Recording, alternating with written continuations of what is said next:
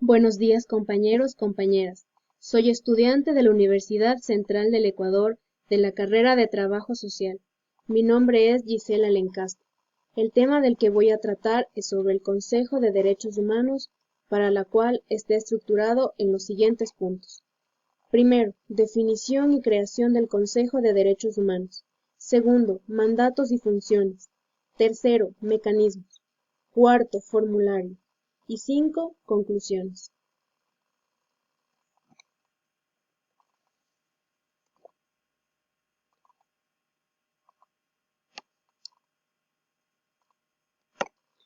El Consejo de Derechos Humanos es un organismo intergubernamental de las Naciones Unidas encargado de fortalecer la promoción y protección de los derechos humanos en todo el mundo y para hacer frente a situaciones de violaciones de los derechos humanos y formular recomendaciones.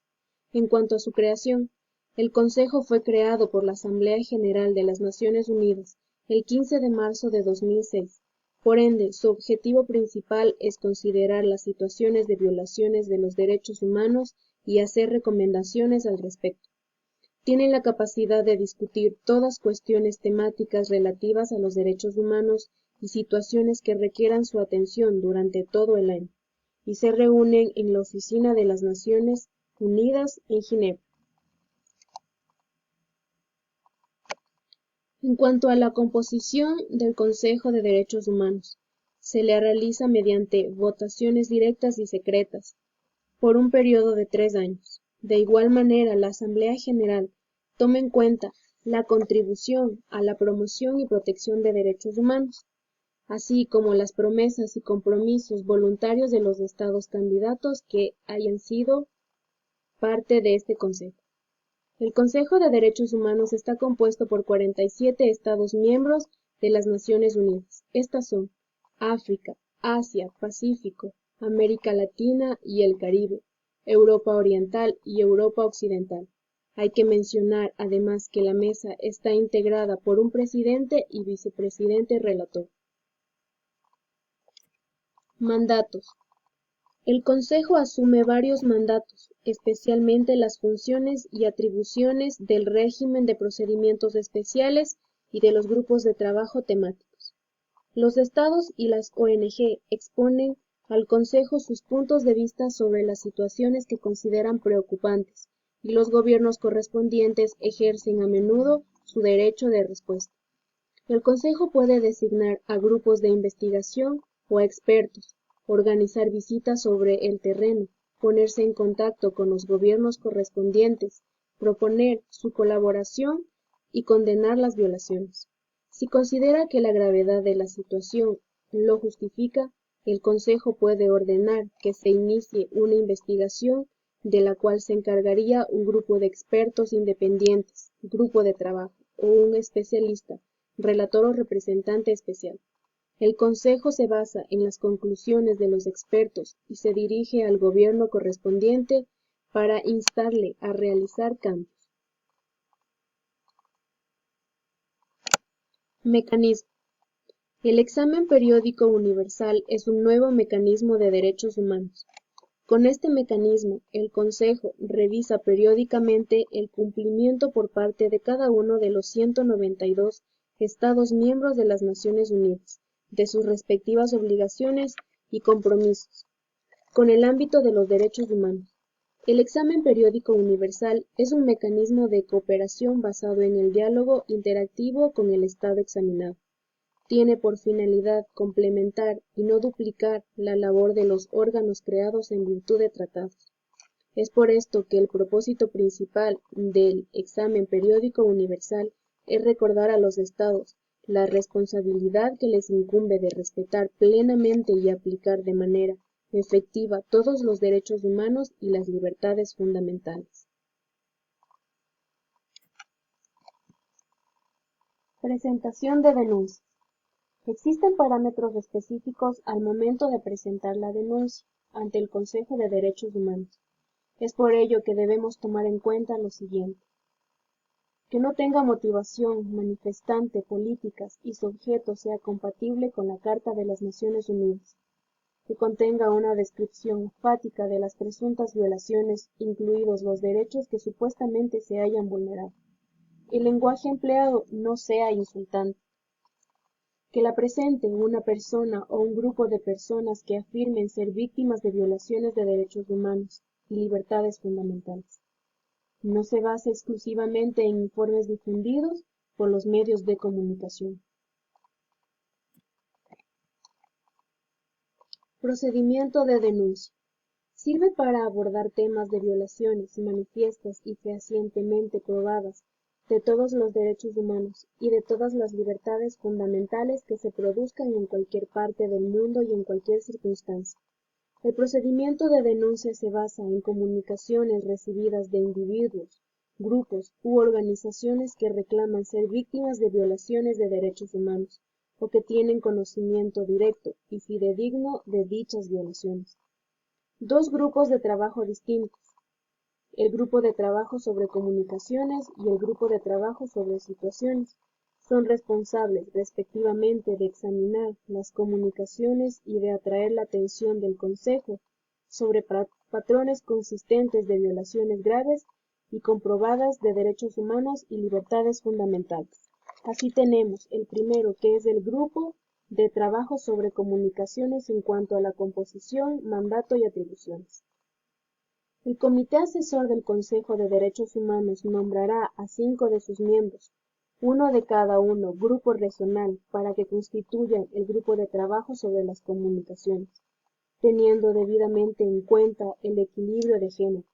Por lo tanto, éste tiene la obligación de evaluar si los fundamentos recogidos en las comunicaciones están formadas y transmiten lo que estima admisibles. Todas las decisiones del grupo de trabajo se basarán en una rigurosa aplicación de los criterios y debe estar debidamente justificados. Como segundo punto determinaré el grupo de trabajo sobre las situaciones. El grupo de trabajo sobre situaciones se basará en la información y las recomendaciones que le haya facilitado el grupo de trabajo sobre las comunicaciones. Deberán presentar al Consejo un informe sobre los cuadros persistentes de violaciones probadas de los derechos humanos y de las libertades fundamentales para formular recomendaciones al Consejo sobre la manera de proceder en forma de un proyecto de resolución o decisión a la situación que se haya remitido. Las modalidades del trabajo y confidencialidad. Ambos grupos de trabajo se reunirán al menos 2 veces al año durante 5 días laborales, al fin de examinar prontamente las comunicaciones recibidas, incluidas las correspondientes respuestas de los estados y las situaciones de las que ya se esté ocupando el Consejo en el marco del procedimiento de denuncia. ¿Qué información debe figurar en las denuncias con arreglo al procedimiento del Consejo de Derechos Humanos? Los datos de identidad de las personas u organizaciones que remitan la comunicación no son admisibles las denuncias anónimas. Se deben exponer lo más detalladamente posible los hechos pertinentes, proporcionando los nombres de las presuntas víctimas, las fechas, los lugares y cualquier otra prueba. Finalidad de la denuncia y los derechos presuntamente vulnerados. Se aducirán las razones por las que el caso evidencia cuadros persistentes y generalizados de violaciones de los derechos humanos en lugar de violaciones de particulares. Se expondrán los pormenores relativos a la forma en que se haya agotado todos los recursos jurídicos disponibles en la jurisdicción interna, y en caso contrario se explicará la ineficacia de los mismos o su injustificada dilación.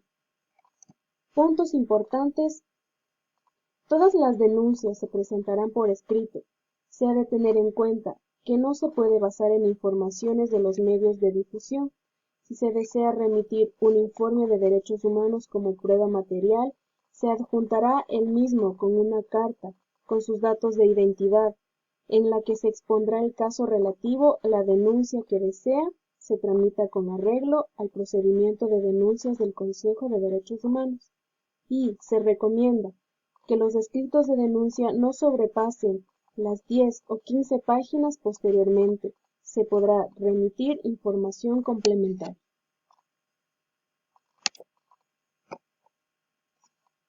Ecuador fue electo miembro del Consejo de Derechos Humanos de la ONU, en el cual se tienen en cuenta los lineamientos de promoción y en cuanto a los principios de igualdad, imparcialidad, universalidad, objetividad, no selectividad, diálogo y cooperación en el tratamiento de todos los derechos humanos. De igual manera garantiza el pleno acceso y goce de los derechos humanos de todos los ciudadanos para alcanzar el buen vivir, con especial énfasis en la promoción de la igualdad y los derechos de aquellos grupos sociales que habían sido históricamente discriminados o excluidos. Es importante llamar a la acción. Para ser realistas, la realización de los derechos humanos es una meta remota e inalcanzable. Es incluso difícil hacer cumplir las leyes internacionales sobre derechos humanos y llevar a cabo una queja que puede requerir años y una gran cantidad de dinero. Es por esto que es importante destacar la campaña mundial de información pública por las Naciones Unidas para educar tanto a personas como a los gobiernos, para garantizar a las personas acerca de los derechos que poseen y a los gobiernos acerca de sus responsabilidades en relación a esos derechos y cómo respetarlos. La educación, de igual manera, es fundamental y otro medio de prevención en cuanto a los abusos de derechos humanos, ya que entre más conozcamos nuestros derechos, es más probable que nosotros luchemos por ellos y presionemos a los gobiernos para que los respeten. Y para concluir, recordemos que los derechos humanos son fundamentales para la vida, pues estos te garantizan que tu dignidad como persona sea respetada y poder vivir de manera correcta y como todos los seres humanos del mundo se lo merecen. Pero para poder hacer cumplir tus derechos es necesario conocerlos y ante una injusticia pedir ayuda y hacerlos valer, de lo contrario, estos no servirán de nada.